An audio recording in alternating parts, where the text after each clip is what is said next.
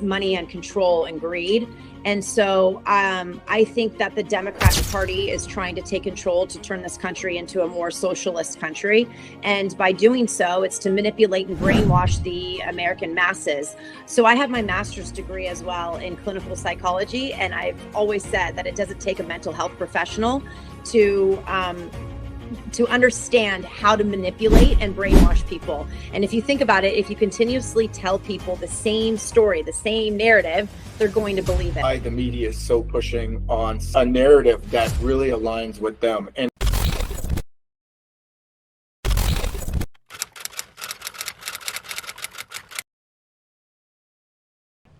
Andrea, I'm in front of the Ivy Deli where one of the shootings happened. It has this now, after covering the BLM riots here in America and then COVID, what I'm seeing now.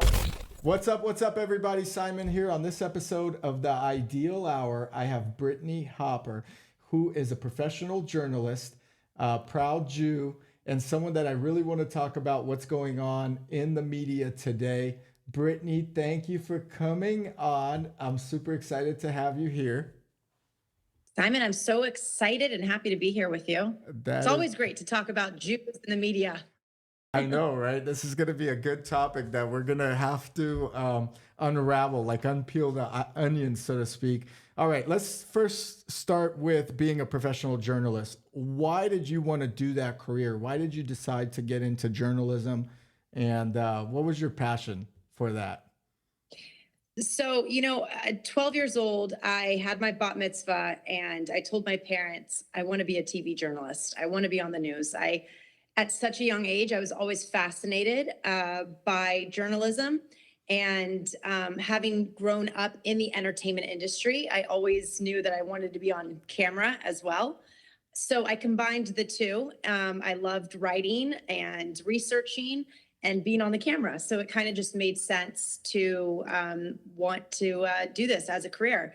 And once I graduated from college, I was full speed ahead and no looking back. And so it's all I've ever known my entire adult life. This is all I've ever done is be a TV journalist. But as we're going to probably get into, journalism has definitely changed over the years. That was my next question. I mean, I'm sure when you wanted to be a journalist, it was entirely different. What's going on with media today? It seems like a couple networks are leaning one way and a whole lot of networks are leaning left.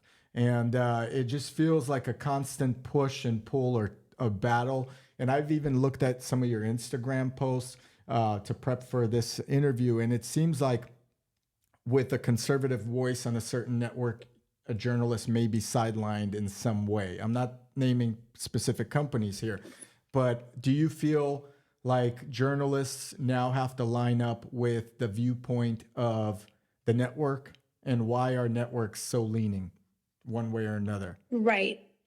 So it's so fascinating to me to see the evolution of journalism and being in it for 20 years now. I don't want to age myself, but that's a good enough time to say that I have been in it. And I feel journalists are now activists. We're no longer unbiased. We're no longer telling both sides of the story. And so who gets the negative aspect, the negative part of it are the American people. This is what's really happening because they're getting duped. Yep. For the most part, mainstream media has gone so far left for whatever reason. And there is a narrative and there is an agenda. And for those people who think that there isn't, you're completely naive. I was in it and I saw it firsthand. And I started to see those red. You saw it behind the scenes, even more than what people see. Right. I really started to see the red flags when I was covering the BLM riots. And I was out there on the streets, fires behind me, looting going on, rioting. I mean, it was insanity. And it was my job to say what was going on, what I was seeing, and say it on live TV. Yet I was being censored by what and how to say it. Then we went from BLM riots to the COVID pandemic. So two major international stories back to back that I covered that I was starting to see, you need to stick to the script. You need to stick to the narrative and to the agenda. And that's when I started to really raise a lot of the red flags and ask, well, wait a minute, I'm such an authentic person and I've always wanted to be an authentic journalist, yet I can't be out here saying what I'm really seeing. So yeah, I think journalism has completely changed. Of course, you have, the CNN, you have the Fox News, you have the Newsmax, you have the MSNBC, and they're polarizing in many ways. You're going to watch what your beliefs are. But what I'm more concerned about is the local news and mainstream media that covers the masses. There is a huge problem. And I do think that the media is one of the greatest threats to the American people today. I completely agree. Elon Musk said that it's very easy to buy up local politicians, local judges, local government, local mayors, and so forth. I actually have a future mayor of San Francisco, potentially coming on next week or so. So that'll be an interesting topic. And I know you're from California, which we'll discuss as well. Or you've kind of, do you still live in California? Right. You do? Okay. Born and raised California. No, Cali girl. Okay. We moved to a good red state, Florida, last year, and I haven't looked back. Congratulations. We'll talk about that. But yeah, I totally don't see the angle of why the media is so pushing on, say, a narrative that really aligns with them, and particularly to the left, because I saw the BLM riots. I almost wore a Police Lives Matter shirt today, just out of random. And then the COVID coverage from California, we both experienced some really weird coverage in the COVID era. Now, Elon Musk and Mark Zuckerberg have admitted that they were trying to censor COVID news and opposing viewpoints. Why do you think, though, they're doing it? Is it for control? Is it kind of like what the Russian era of media used to be? What's happening? I mean, look, my personal opinion on everything is money and control and greed. And so I think that the Democrat Party is trying to take control to turn this country into a more socialist country. And by doing so, it's to manipulate and brainwash the American masses. So I have my master's degree as well in clinical psychology. And I've always said that it doesn't take a mental health professional to understand how to manipulate and brainwash people. And if you think about it, if you continuously tell people the same story, the same narrative, they're going to believe it. And so that's what we're seeing even during this election right now. I mean, you see how biased the mainstream media is and how easy they go on Harris versus Trump. And so we're just seeing little headlines of what Trump will say that sounds bullish or that like bullish, that sounds racist or whatever, and they'll highlight that versus the assassination attempt Kamala Harris would say. Yeah, and to me, most of the time, Kamala Harris sounds like she's had 5 martinis, and so we don't see that though. So it's amazing to me. But I don't know. I think, given so many things that we've seen that's in the mainstream media right now, look at what's going on in Israel. I mean, there's so much misinformation that's being allowed out there that it's horrible. Yeah. I mean, it's frightening. That's another topic. That's a good point to actually talk about. I think 2 things. One, Trump, if he says one wrong thing, and I was watching, he was at some event where, he said something like black jobs and Hispanic jobs.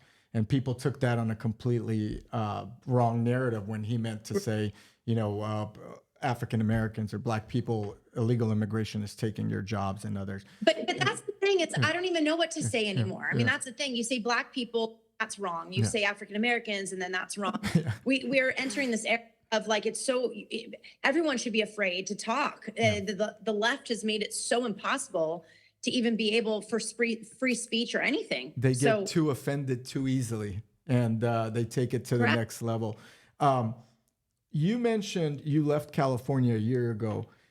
Why did you leave? I'm curious. I probably can guess why, but why did you leave, and why did you decide to raise your children in Florida, which is what a lot of people have done. I've done some California exodus videos, hundreds of thousands of views on my personal channel. Why did you personally leave California? Right. So, I mean, I was born and raised in Southern California. It's been my home. I went to college there. I mean, undergrad, master's degree. I love the state. It's one of the most beautiful states in the world, in my opinion. However, politically, the way that it's headed and what's happening there, it just doesn't align with our family values and how we want to raise our daughter. So we chose Florida for many reasons. One in particular, it is a red state.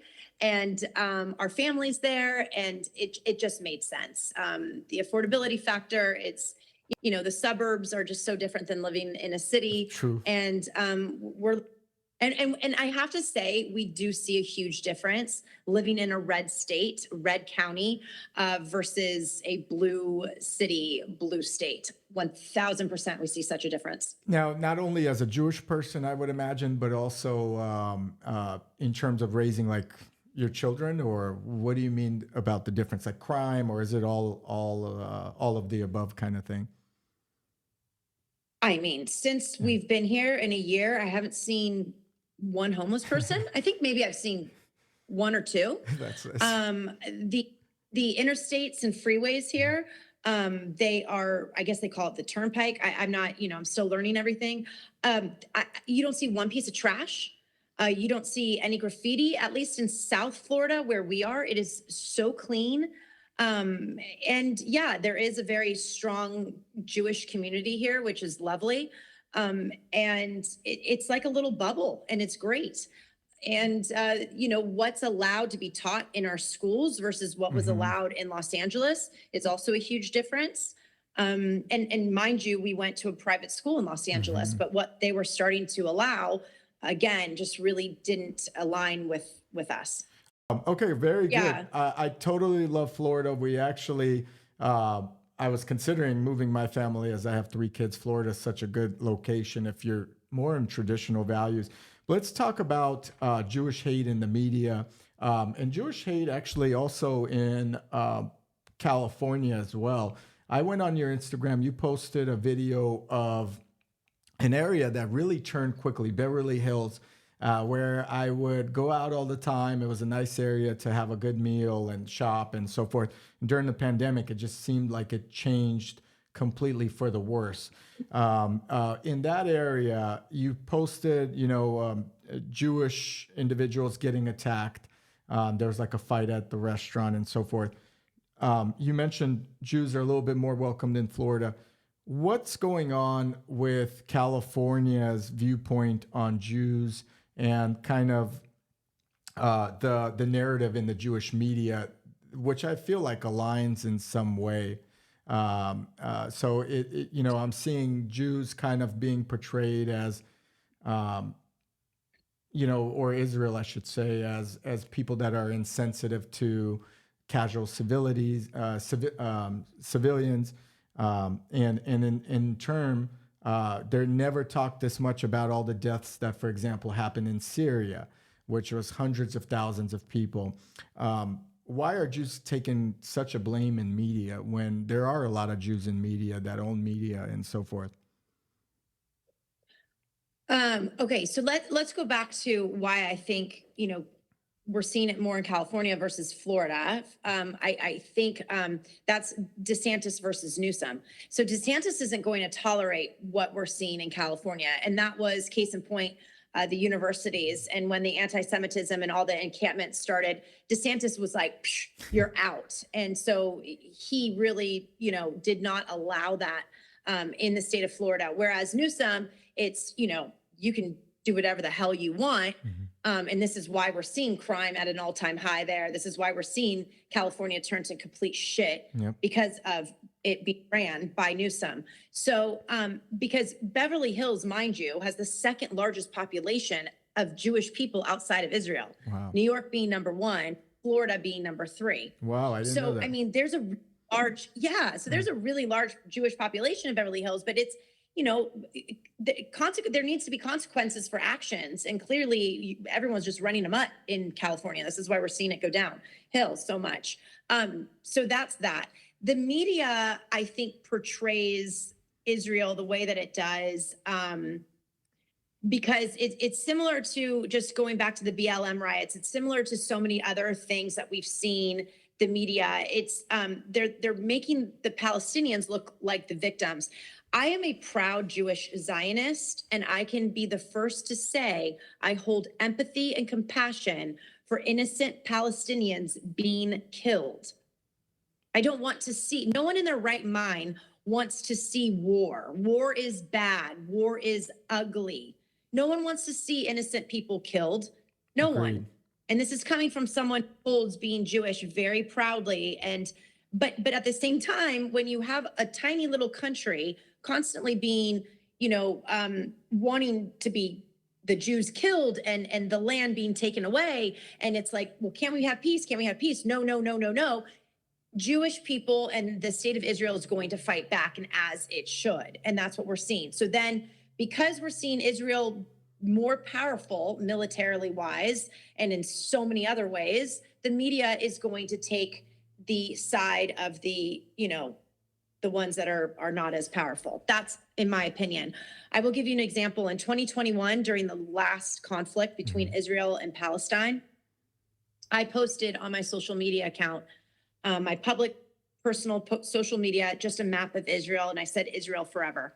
CBS News HR called me and said, you know what, you have some coworkers complaining. You need to take that down. Wow.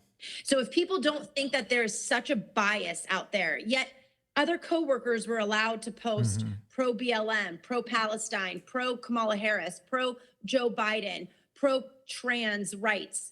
They're allowed to post that, but yet I was not allowed to just simply have an Israeli flag, which is America's ally, and saying Israel forever. All I said is that this country deserves the right to exist, which it does, just like Palestine. Yeah. I agree with that. I totally understand the fact that posting something on social media or anything is in question now, and it seems like it's so biased. I personally posted, "We stand with Israel" flag. I pinned it, and then all of the sudden, I've got such nasty messages. Obviously, I've lost followers from it and so forth. And it doesn't mean that I want war. It just means, hey, I feel like Israel has the right to defend itself, just like any other country would, and so forth. And some of the messages that were posted on my account before I had to stop it were very, very negative and also violent in some ways. It was actually kind of scary. So I stopped the comments.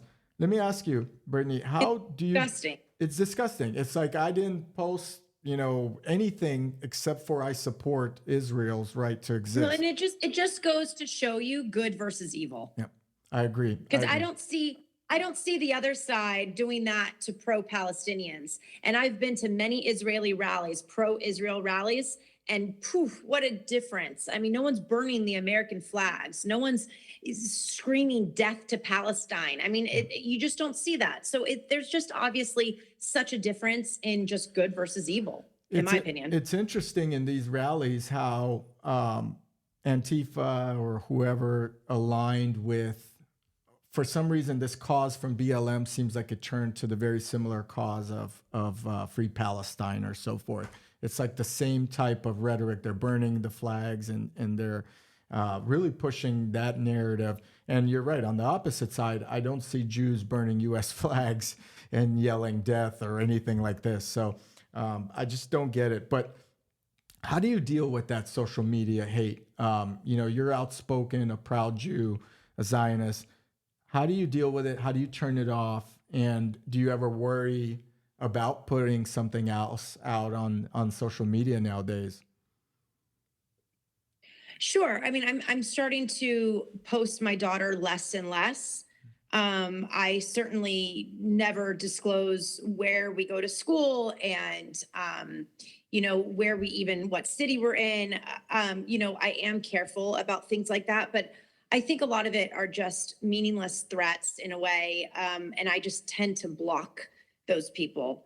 I am so open to having a civil discussion and conversation about this. And I respect all people's point of views, but when it gets nasty and when it gets threatening, I just block the person, and I have zero time for that.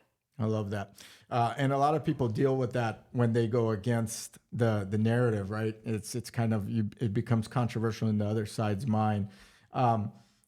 Let me ask you, for for campus rallies we talked about earlier, how hard do you think it is? And you have children, I have children, and others watching. How hard do you think it is to be a Jewish student on campus nowadays? And what do you recommend to Jewish parents out there when it comes down to picking a school that you're paying this ridiculous price for anyway? What are your thoughts on that? Well, I don't think that it's just Jewish students that I worry about. I mean, I just think the entire universities are completely, I mean, we have to change the entire system because our poor kids are going to, Jewish or not Jewish, they're going to school and they're coming back with blue hair and they're pansexual all of a sudden. So like, we have to really figure this out. So it's not just being Jewish, but on the Jewish front, I'd say this, listen, I wouldn't be worried. We're not Jews. This is not the generation of trembling knees any longer. You know, I think our parents got a little lazy because our grandparents had to do a lot of work in terms of starting our own country clubs and hospitals and law firms and banks and all that. And that's part of the reason why we get so much hate, because again, money equals power. So what I have to say to parents is continue that conversation, the open dialogue of, don't be afraid, stay vigilant. But there's so many resources on college campuses that protect the Jewish students. You know, just go in it with still that pride and keeping our traditions alive. And, you know, there's a responsibility when you're born a Jew, and that's to continue to shed light everywhere you go. Just be kind, be a good person, and that will prevail ultimately. I agree. Thank you for sharing that.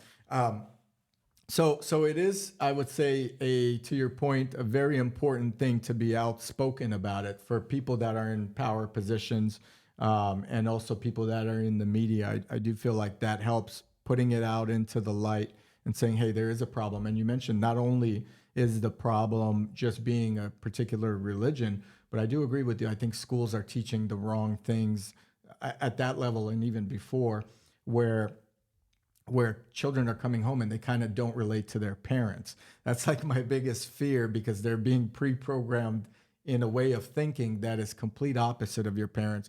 And I think it happens more in like California or blue type states than it does in red states.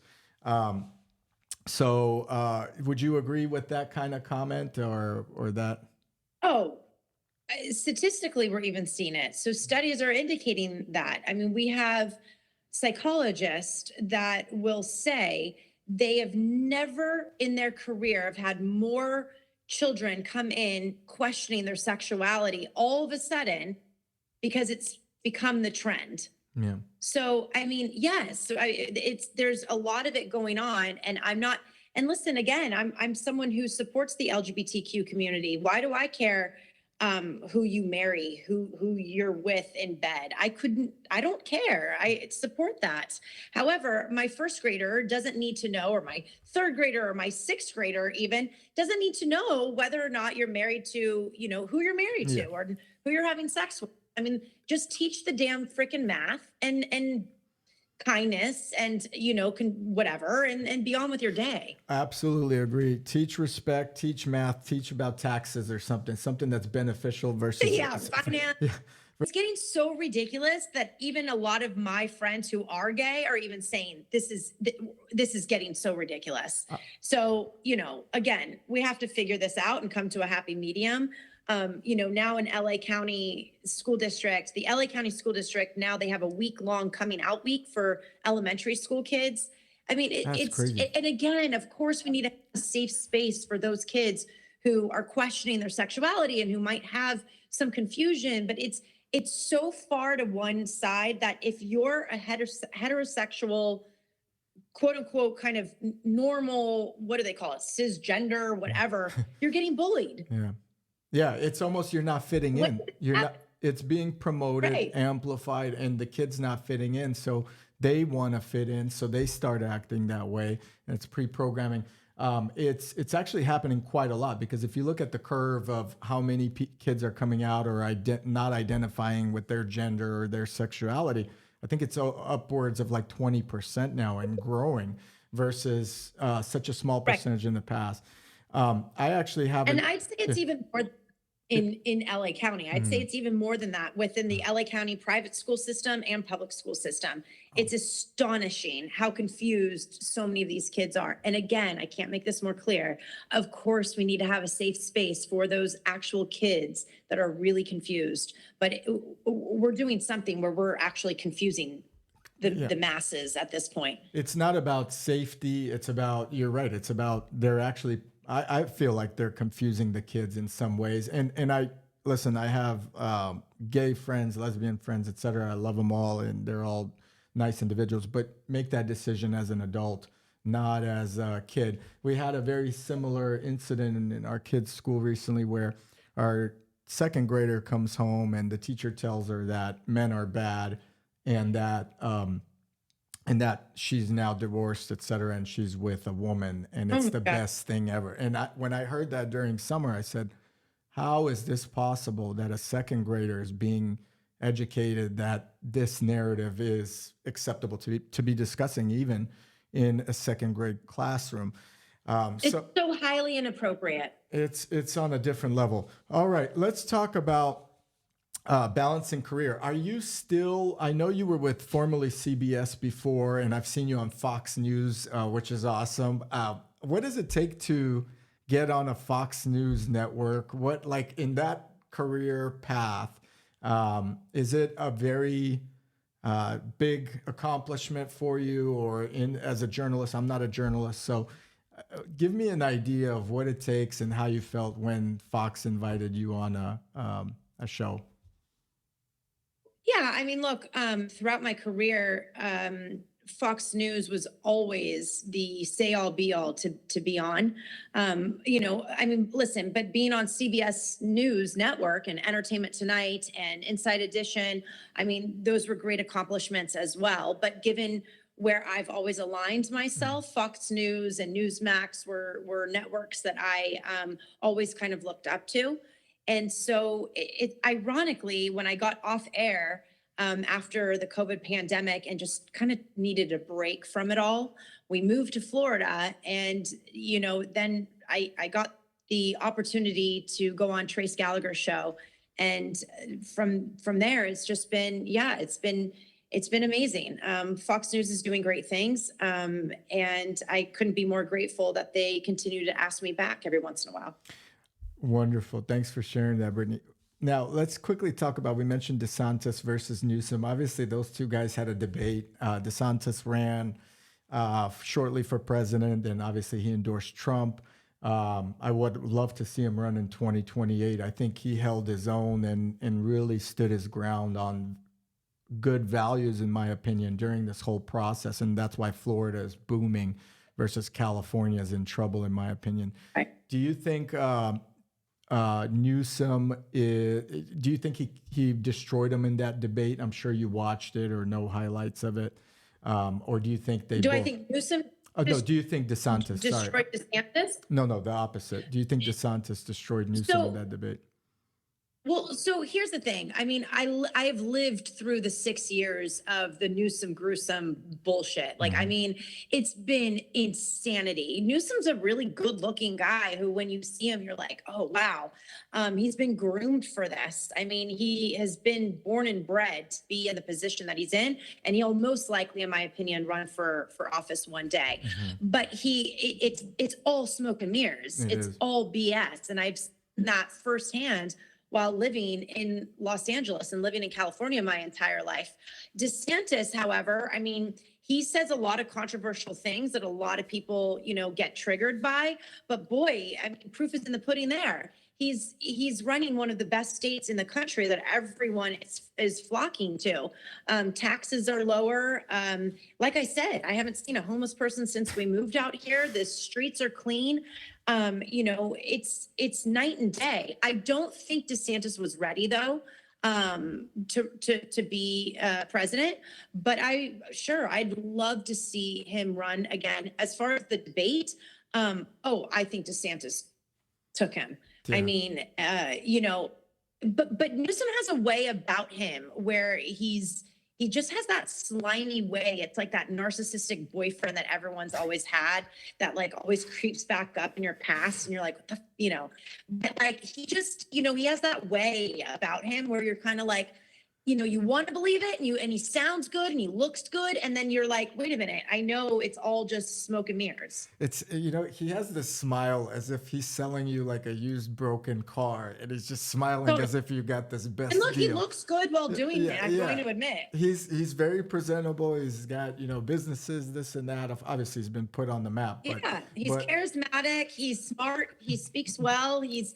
he says all of the right things that makes you want to believe, like, I want to believe in him, but none of it happens. It's all BS. It is. I agree. And, he is so far left leaning as well.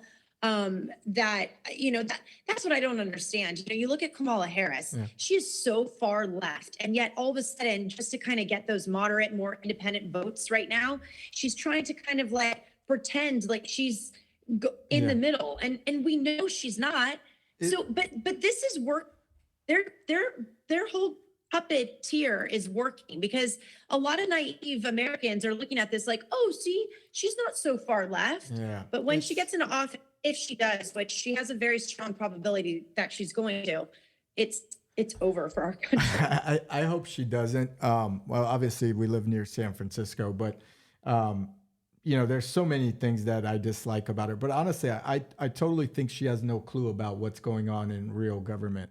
I think she shows up to events, and you could tell by the way, for example, Trump understands what's happening with the border, economy, and so forth. And I don't think she does at all, honestly. I think she's prepared a speech, prepared her talking points, and so forth in that debate. And you could see that she really stuck to that. With Kamala, if we win, or if she wins, versus Trump, I should say, then the border is going to be a disaster. There's nothing that's been fixed in the last 3.5 years, yet she's asking for a promotion from vice president to president. There's no company out there, and I'm in business as well, that if you fail consistently in that course, you get promoted to a higher position. I just don't understand how in politics they don't hold anyone accountable. And I do agree with the smoke and mirrors. It seems to go into her campaign as well, where she's saying, people on the Trump team quit. He's like, no, I fired him, and you've never fired anybody that's failed, and she hasn't been fired. So I really hope she doesn't win. I'll say it here, and it's because I do worry about the country. I do think Trump is better for the country. Do you think she really has a big chance of winning versus Trump? I mean, the polls, I feel like the polls are skewed, but they're skewed in a way where people start thinking that she has a chance. So I'm pretty outspoken in being pro-Trump. I absolutely think she has a very good chance of winning this next election. Oh, wow. And nothing terrifies me more. And we should all be concerned because, yes, given the bigger issues as far as inflation, our economy, the border security, national security, we will be doomed. Crime. I mean, there's just endless possibilities, but I just don't know if Trump's going to take this one, and it's scary. Why do you think Trump has, or he should be worried, I should say?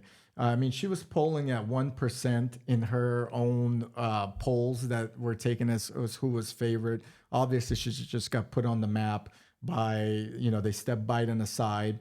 Why do you think Trump should be worried? Is it because of, say, election fraud? Well, Is it because... Listen, I don't think Trump is worried, and I don't think Trump should be worried. I think just the American people should be worried if Kamala gets elected. I see. But why do you think, do you think that many people are brainwashed or naive, not understanding what's better for the country in terms of, borders and economy and so forth, and they're just voting for the first female, yay? Or what is the liking to her if she was so unpopular before? I think it's a combination, but yes, I think it's the media is the culprit of it all. And I think that the way that people are being manipulated It's going to be very, very close call in November. Understood. And then for journalism, if I we, also, oh, go I ahead. also think that Democrats cheat. Yeah. So, I mean, there's that whole aspect Do you- to it as well. Brittany, So do you there's also remember? a very strong. Do you remember Pardon? do you remember last election where Trump was winning, and then I was watching till like midnight California time. I think you were in California that time, I would imagine as well, because it was 20. I was covering it. Yeah, I yeah, was you were covering covering it it. for That's- CBS News. It's for CBS. Oh, you were? Okay, great. So do you Now, remember? mind you, that night, I remember that night I was in Beverly Hills on Rodeo Drive because it was also during the BLM riots. Oh my gosh. So we were both observing the elections coming in, the numbers coming in, as well as the possibility of the National Guard being deployed because the BLM riots were happening. I mean, Wow. yeah, I remember that night so vividly. I recall from that night, he was winning, and the journalists that were covering it live were kind of a little bit worried. And then they're like, hey, the count's going to start tomorrow again. And I was like, wait a minute, what's going on? Because this usually doesn't happen. And then I wake up and they're like, oh, he's all of a sudden lost. And I was like, how does I know. this happen? We all. I It- thought for sure he has it. And then, I mean, I too was like, what? This is insane. And you cannot tell me 82 million people voted for Joe Biden. Oh. You cannot convince me. I might not be the smartest person in the world, but there's no way I believe that for a second. The most ever. I mean, over Obama too, So, which is crazy. Of course, I'm also fearful of that come November. I don't know. Listen, I just wouldn't, as a Trump supporter, as someone who really hopes that he gets in, I just wouldn't get too complacent here. And, everyone just needs to get out and vote because it's not a shoo-in at all. Despite what you see in the polls, it's all being manipulated. And so I think, there are those key states, though, that it's going to come down to. And that's really going to determine and be the deciding factor. And I just think everyone needs to get out and vote. You know what I realized during this pandemic or the 2020 with Newsom and DeSantis and so forth, it really matters what state you live in a lot more than the country, it felt like to me, because everything was locked down here and we would take so many trips to Florida and it was like all open and people are happy and so forth. I was like, this is a different world on this side. Well, it's funny because I have some friends, some really close friends in California who are like, if Kamala wins, we're moving to Florida. And I keep saying, gosh, thank goodness we're already here in Florida if Kamala takes this, because we're at least on a local level, state and local level, a little bit more protected than what the firestorm we're going to see when and if she becomes president. Well, the country for sure will not be recognizable if she wins. And it's very scary. It's not even the fact that I'm against, say, immigration or anything like that. Obviously, I'm an immigrant. Right. If it's uncontrollable, however, what happens, I think the long term is people obviously have children. Those children grow up in the same system of education. They start thinking this way, then they start voting that way. And once they get into higher levels of government, with that type of mentality, it could really be a problem for America as a whole if they're brainwashed in this way to think and to act. And actually, it could be a problem for Israel in the future as well. Right, exactly. And I mean, it goes back to the being brainwashed because I think that there's such a misconception for those who are Republicans and vote Republican. I too my mother's an immigrant. I mean, the whole thing is just what's put out there about Republicans. It's just, they're just labeled as these, racist, bigoted, horrible people who, take your rights away and all this stuff. And it's like, I don't know. I look at the far left as such. I mean, I think it's the opposite. I agree. They're intolerable. I mean, if, intolerant, I should say. They're definitely out here. You can't wear a Trump hat. I'm sure you had a hard time doing that, maybe in Los Angeles as well, or even viewing your points or sharing your viewpoints. Can I just tell you? So when we was on CBS News covering the pandemic, and we had to wear a mask when we were outside and no one was around us and I'm on live TV, I wore an American flag mask and I got a call that night from the executive producer said you can no longer wear an American flag mask. Oh my God. Yeah. How is that possible? You live in America. I mean, and well, my exact words, like, I'm an American TV journalist. We're being forced to wear masks outside. This is the second year during the pandemic. You know, no one's around us outside. We're in America. This was when all these businesses were shutting down and we were like trying to not be so divisive and let's all come together and help one another. And I wear an American flag mask, which I had to wear a mask. Yeah. And I couldn't wear I mean, like, does that not say so much to you? Well, there's a couple of problems. One, they're forcing you to wear a mask outside, which is just ridiculous. It reminds me of people driving in the car by themselves wearing a mask. I don't think that I could process that either. Those masks obviously have created so many crimes because people feel like they're basically a robber at any point if they're a bad person.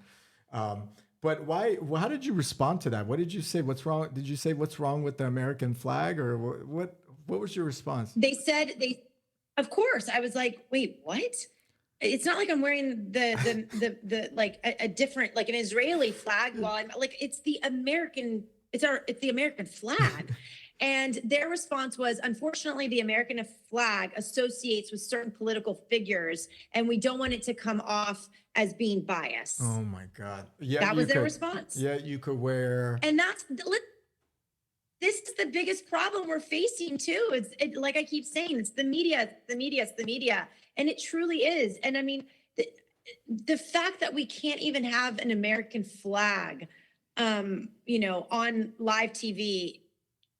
While in America, it's mind-boggling, and it should really, it should really affect a lot of people who are listening. I mean, you should really question that because that's just,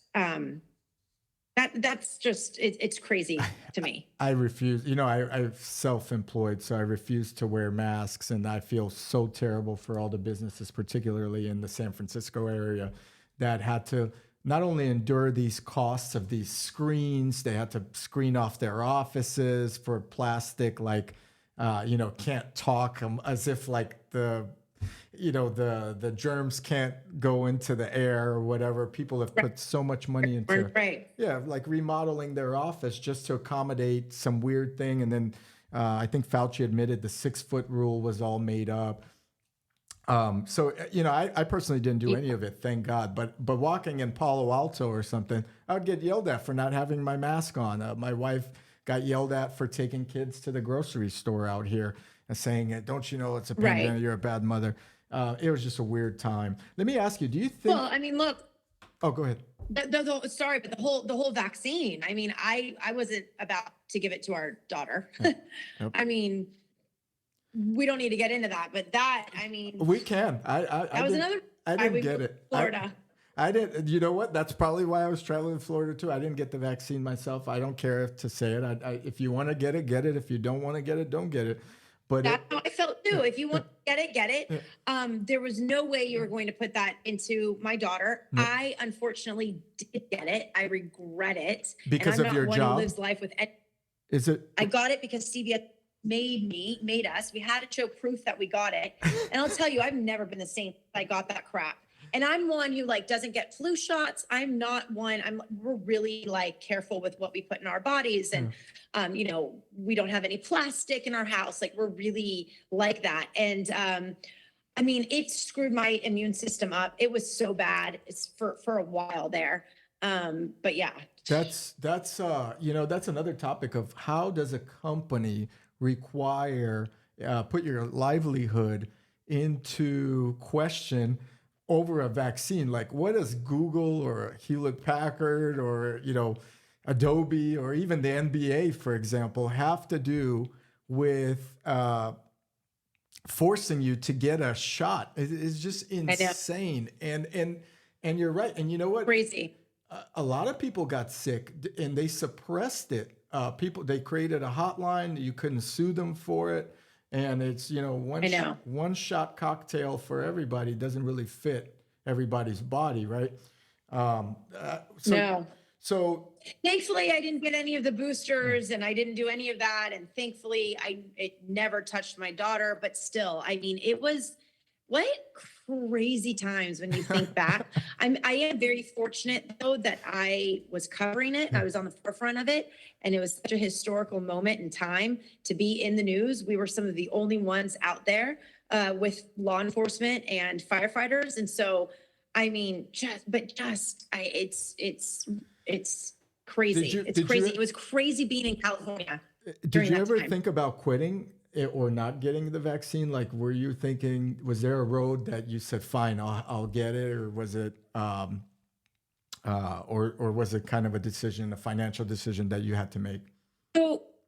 So full transparency, I had remember those stupid cards we had to have? Mm-hmm. The vaccine card. Yeah. I had a fake one. Oh boy. But then I got really scared because when CBS News said that they're going to check and make sure that the validity of the cards, I was thinking, oh my gosh, God forbid I go to jail for this. Like, it's not worth it. And sure, I was getting paid at the time. This was my job and my career. So, and it's crazy because a year later, we did end up parting ways because I did go on record and I got into a verbal altercation with the LA Unified School District regarding masking our children for a third year in a row. And they said, you're going against the agenda. At that point, I was like, F you. I don't give a shit. I am so done with this crap. This is insane to me. You guys are all insane to me. And I just went. Yeah, I was like, I'm done. I'm done. I should have done that with not getting the vaccine. I so regret getting it, but it is what it is. I've been on like every kind of vitamin and oil to try and get it out of my system as possible. I'm hoping that it is out of my system at this point. And again, those who want to get it, sure, that's your prerogative. Yeah. But don't force it on me. And it goes back to other things. Don't force things on me that are in proper English, for example. You know what I mean? Calling you a different pronoun or something. I just don't know anymore. That's my viewpoint. But, oh my gosh, I went back to school later in life to get my master's degree right after this, still around COVID time, 2021-ish. And every single class before I started the new quarter, they'd ask me for my pronoun. And I was like, what? Like, what do you say? Yeah. That's my response. And, it's interesting. Again, if you want to be called that, I will 100% respect that. I will respect to be called that. But I'm a girl. I'm a woman. What? Like, I had to give my pronoun or pronouns. Yeah. I didn't even know what that meant. Like, at the time, I was like, the F are they talking about here? They kept calling me a cisgender. I was like, what is that? Like, and these are people studying to be child psychologists, psychotherapists. Like, it's frightening what is happening. It really is. And when you question it, you're put on some like vigilante mom list or a vigilante parent, a terrorist list. Oh, I got side DMs. Yeah. I got side email. Like, I think, you don't know, whatever. I used the word groomer once, that, some of these teachers are being groomers. Yep. And groomer is a Republican word and blah, blah, blah, blah, blah, blah, blah, blah, blah. And you'll be kicked out of our class if you say groomers again. I'm like, this is crazy. So I can't, this isn't freedom of speech. I'm being censored. Yeah. I'm so being told what to say and not to say, how to say it, just to appease these weirdos. I agree. I agree. No, you know what? I'm glad you're sharing that. I'm glad someone else that's also seen it from a journalistic standpoint is sharing it. I had a similar incident. We were dropping off. First of all, I hate masks. I always told our kids to not wear them. If they could, they would get yelled at by the teacher. Again, we're in the Bay Area, which is as left I would say it gets. During drop-offs at schools, we would let the kids come out of the car and people would open the door to help out. And instead of saying, hello, good morning to a first grader or a second grader or a smile, they would say, put your mask on as the very first thing. and I had to have a very firm talk with the principal after this incident, basically saying, hey, we should worry more about being affectionate with children versus versus yelling at him for a piece of cloth that really gets dirty Yeah. and all that. It was crazy. Um, Ugh. Let me Gross. ask you, do you think press, being a professional journalist, press will ever get to a level where the people can start trusting what they're hearing? Or do you think this is completely going to go on a direction that it'll never resume to again, where it was maybe The a latter. journalistic? The latter. I don't think it's going back to the way that it was. I think if anything, it's just going to continue getting worse. And what we will see are more Newsmax, One American News Network, MSNBC, CNN. Like I just think it's going to continue to be becoming more polarizing, but we'll see more like X, Truth Social. You know, we're just, that's my opinion. I could be wrong. I think the way that we hear the news is going to be, it's just going to be so different. AI is going to start taking over as well, where they're going to be programmed to be anchors. I think it's just, we're moving in a direction where it's so ever so changing, and it's going to be just so polarizing, and you just watch what you basically want to hear at the end of the day. You know, but local news will never go away because of like the weather and sports and just, you know, obviously local stories. But I do think news is going to change. Advertising dollars, we're already seeing it. No one's watching the news anymore like they used to. Yeah. You know, so advertising dollars are going elsewhere, and money isn't how it used to be. You're not getting paid like you used to be. I mean, so it's ever so changing. And no, I do not think it's going to go back to the way it was. If anything, I think we're going to move into a direction of just more divisiveness. For careers in journalism, would you recommend your daughter to go into that field if she grows up, or would you recommend anybody to be in that field with AI coming in and the way it's spun nowadays? So I give a lot of speeches to kids, journalism classes, and you know, I tell my daughter, no, you're not going into journalism. Of course, whatever she wants to be and do and whatever, we will support. But it's funny because I definitely push finance and private equity over being a journalist any day. But you know, I just gave a speech to an 8th grade class, and it's sad because I love the business in so many ways. And you know, we need to provide information. There's always going to be a need for it. I just think that there's a huge responsibility to stay authentic and middle of the road, and to try and just be that storyteller that can tell both sides of the story. Agreed. And as far as balancing work and mother balance, or work home life balance, what do you give? Like, how do you maintain such a profile and at the same time be there for the family? What's your secret sauce, and how do you keep yourself in such good shape? Is this all part of the plan, or you know, what is your sauce? You know, my family, my daughter is number one. So nothing, no one comes before her. So I now, and ever since I gave birth to her, I took a huge back step of my career because she's my priority. So at this point, it's a matter of just taking things when, you know, she's at school, or, you know, when I do Fox at night, it's when she's asleep. You know, I'm tired the next day, but it doesn't take my time away from her in any way. So that's how I balance it. I balance it simply. She comes first. My family comes first, and that's it. And yeah, and I thank God that I'm able to do that and not have to work full time right now. So that's how I balance it. That's wonderful. And I agree. Kids come first. All right. Big question is, if you could go back in time to your younger self and see your younger self, what would you give yourself as advice, experiencing all these things we've talked about and anything we didn't? I mean, that's such a great question. It's funny because you're a parent and I'm a parent, and I feel like we get this this new opportunity for our little ones to kind of help reshape, because I think every parent out there only wants better for our children and a better life for them. And so, you know, I would say that I wish I had started younger in terms of getting married younger, having a family younger.